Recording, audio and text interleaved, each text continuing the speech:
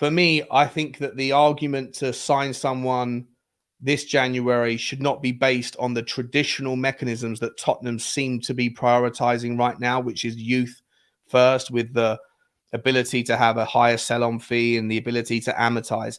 I would make the assessment that as a one-off, that maybe a centre-back, a replacement centre-back, we can take the shackles off a little bit and look at people who potentially are offering something better, something different, because they're only here as a stopgap until those players are ready to step in. And that could easily end up being someone who is over the age of 30, but who is able to offer these guys the kind of experience, the steady head, and the life lessons and the pitch lessons that they will benefit from.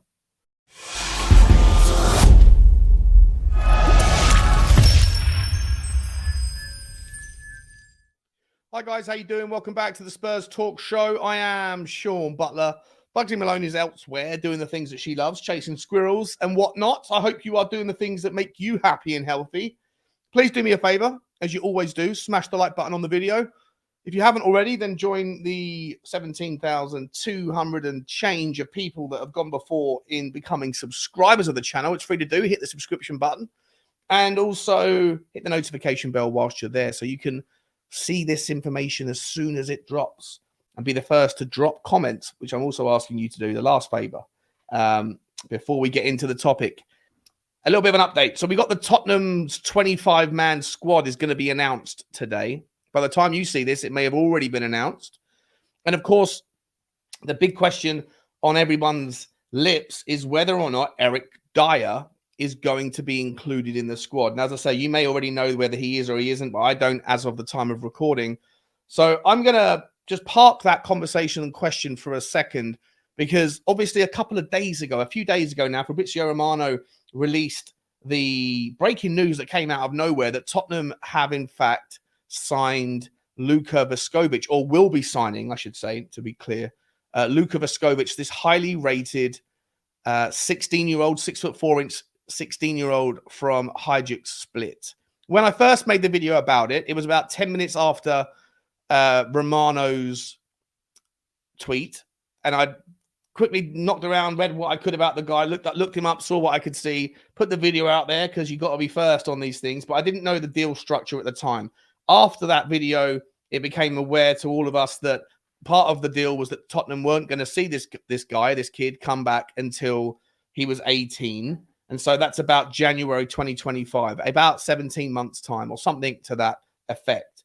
The next day, I was on my video walking with the dog and talking about, you know, what a wonderful signing this could be and how exciting it is to see Tottenham pivot back to this youth-centric model. And we were speculating as to why it was that Tottenham had seemingly won this battle against some of the biggest names in European football: Liverpool, Manchester City, Paris Saint-Germain, Chelsea, who have got a brilliant track record of developing youth and selling them on, and maybe prior to Todd Boehly or within the Todd Boehly range as well, helping with their FFP. A few other clubs around Europe, notable names like the Milans, I think, were interested in him as well. And it turns out that Tottenham ended up paying about the same money as what Manchester City had reportedly bid for him months earlier, back in February. And so I was kind of speculating as to why it was that Tottenham could have won this battle. And we talked about whether it was because of maybe Ivan Perisic being part of the make weight. He might go back to Hajduk Split. That was a story that was being kind of pushed around in the late stages of the transfer window. That didn't happen. I'd be surprised if that was still part of the plan, because by all accounts, he's really enjoying life under Ange. Ange really appreciates his professionalism and how well and how seriously he takes his life, I guess, at the late stages of his career. Was it also potentially because of Tottenham's track record with previous Croatian players like Luka Modric and Vedran Korluka and Niko Kranjčar? Maybe that information, maybe that experience from those senior Croatian figures had got back to the family or the kind of the ecosystem that surrounds Luka Vuskovic. Could it also have been the Croatian influence of the Australian man who is an assistant to Ange in Milo Jadonic. Sorry, I've meant brain fart for a second there. And we don't know. But I also posited that maybe, just maybe, it was because of the fact that we had agreed a certain rule that he could stay where he was. And regardless of whether it was necessary, it's probably the best for a child to continue his youth development until he was of an age where the disruption to his life would have been a little bit less, I don't know, volatile maybe in the outcomes, by allowing him to stay there. And that last kind of concept was probably the area that I landed on and said it's probably important, and maybe the other clubs didn't offer that. Well, it turns out that I was completely wrong. And I think that it's always right to update you guys on things when I didn't know them at the time. And I'm going to do that right now. So it was nothing to do with that. We were forced to do that, to let him stay in Croatia until he's 18 because of Brexit, essentially. BlameBrexit.com. This is an article, another wonderfully intelligently written article by Ali Gold. Big up to Ali. I hope he's doing well. And the first half of the paragraph is just talking about the fact that we were signing this guy who's a monster and he could be great. But here we go. For players over the age of 18, post-Brexit, British clubs are also not able to sign players freely from the EU and play. Oh, actually, sorry. Let me start that back one. It seems that Tottenham have won the race for the 6'4" centre-back who has already played 11 times, blah, blah, blah, blah. Vuskovic will not arrive in North London until 2025. However, that is because under FIFA's rules, as stated on the FA website, the United Kingdom's exit from the EU through Brexit means that clubs in Britain are not able to sign players from overseas until they are 18 years old. So FIFA are trying to take advantage of Brexit to screw over Premier League clubs, or at least that's the way you could interpret it. For players over the age of 18, post-Brexit British clubs are also not able to sign players freely from the EU, and players from those countries who want to play in the Premier League or EFL are required to gain GBE, governing body endorsement. The GBE operates on a points-based system. Right, this is important, this paragraph, where points are scored for senior and talented young players based on senior and youth international appearances, the quality of the selling club, which is based on the league they are in, the league position within the country that the league is in, and the progression in continental competition, and club appearances based on domestic league and continental competition minutes. I mean, before I get into the next bit, that kind of stuff reads a little bit last century-esque, that a player is deemed more desirable on a points-based system because of where they come from. I don't know if that's kind of 2023 type stuff, is it? That just because you come from a league that isn't respected, or you play for a club that hasn't done so well, then you, unfortunately, doesn't matter how good you are, that's irrelevant. A lot of it comes down to where you come from, what you look like, and how trustworthy or respected the club within the league is. Don't like that sort of notion. Does feel a little bit old school. In June this year, however, amid Premier League displeasure at the new rules, the FA and Home Office made substantial changes and the setup to come into effect in the recent summer transfer window. Among those was the introduction of the elite significant contribution player, footballers who will make a significant contribution to their club and therefore the sport in this country.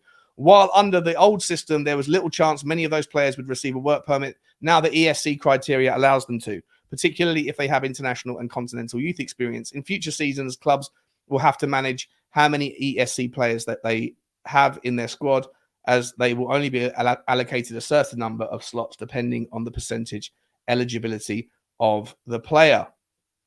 So it's a little bit less about where you come from and a little bit more about what you've done and how good you are, which I guess is a move in the right direction. It's a move towards meritocracy rather than some other kind of, I don't know, box ticking exercise, which is good.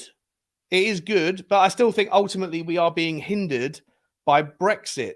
Brexit, not to get into the politics of it, but has definitely hindered and impeded the free movement of peoples, which is whatever. On some people, however you feel about that, in certain industries where there is a higher frequency and a higher proclivity towards players moving, or people generally moving around the world with far more ease traditionally than it would be if those people operated in different industries. And Brexit seemingly has put a bit of a bottleneck onto that, which isn't great. But it seems like we can obviously now sign LUKA Vuskovic. However, we are going to be hindered and held back until he's at least 18. Vusković's Croatia youth international experience and appearances in the UEFA Youth League last season, as well as his domestic senior minutes with Hajduk Split during that campaign, mean he would be eligible for ESC status, although, of course, FIFA rules dictate that he cannot make that move until he turns 18 anyway, which he will do in February. So February of 2025, in about 18 months' time, he'll be here. With a shortage of defenders at Tottenham, Ali continues to say some of the club's fans were even hoping Vuskovic, who follows Spurs on Instagram as well as Hajduk, might have been able to help out at first team level with Ange Postecoglou's side. Instead, they'll have to wait, although it's unlikely a 16-year-old with so little senior game time, regardless of the excitement around him, would have been thrown straight into the fast and furious Premier League in the year ahead anyway. Well, I hope that clears up that the deal itself wasn't based around whether or not Hajduk got to keep him for 18 months, because that same situation would have been the case had he signed for Manchester City, Liverpool, or Chelsea, who were the big three. I'm not entirely sure whether or not this article has clarified to my liking whether or not the same rules apply for PSG, who are still, of course, within the EU. But in any event, I think that we can probably remove this idea that the deal was structured in a way to allow us to sign him ahead of those players based on his staying in Hajduk for the next 18 months. What it also does beg the question then is whether or not Tottenham were fully abreast of that deal and that situation, that legality. And I know you would, of course, hope that they were. But, we've got recent track record of Tottenham being unfamiliar with certain rules before doing deals, such as that of Matt Doherty, when we didn't realize that we'd already got 9 players out on loan. My question is really, is there an angle or an argument that, given how much talented youth we have at centre-back coming through in Ash Phillips, in Dorrington in the next couple of years, plus when you factor in that Mickey van der Ven is only 22 years old and Christian Romero has only just turned 25, is it more reasonable for Tottenham to hire someone, to sign someone who is a lot older, a lot more experienced, who can come in and just be there as a leader, be there as a father figure kind of thing to some of these players, to develop them, knowing full well that we don't need to go and sign a replacement centre-back for the scenario where Van der Ven or Romero gets injured, that is also young and then ends up being a bottleneck over the next 2 years to seeing the arrival into the first team of players like Ash Phillips, Dorrington, or LUKA Vuskovic. For me, I think that the argument to sign someone this January should not be based on the traditional mechanisms that Tottenham seem to be prioritizing right now, which is youth first, with the ability to have a higher sell-on fee and the ability to amortize. I would make the assessment that as a one-off, that maybe a centre-back, a replacement centre-back, we can take the shackles off a little bit and look at people who potentially are offering something better, something different, because they're only here as a stopgap until those players are ready to step in. And that could easily end up being someone who is over the age of 30, but who is able to offer these guys the kind of experience, the steady head, and the life lessons and the pitch lessons that they will benefit from. For me, if we were to go and hire a 23 or sign a 23, 24-year-old player in January, who would immediately come in as backup to Van der Ven and Romero, but slot ahead of Ash Phillips, slot ahead of Dorrington, and obviously Vuskovic, you won't even be here, and sign them on a 3 or 4 year contract, then all that really does is, again, put another stumbling block, another roadblock, another closed door in front of these kids that are coming through that we want to see have the chance to shine. So I would love to know whether or not your take on this is similar to mine, that when we are going to look for someone in January, that it doesn't have to necessarily be someone that that we sign for a 4-year deal that gets everyone excited. It could just be someone who comes in and plays the role of an even Perisic type of figure, but as a centre-back. I don't know who they are. We can talk about that on another show. If you have any ideas, if you do agree, drop the comment below. I just wonder whether or not signing young players is more of a bottleneck now for what we're doing for the purposes of a third choice centre-back than getting something else in. Let me know your thoughts, guys. Like, subscribe, and comment as always. Bye-bye.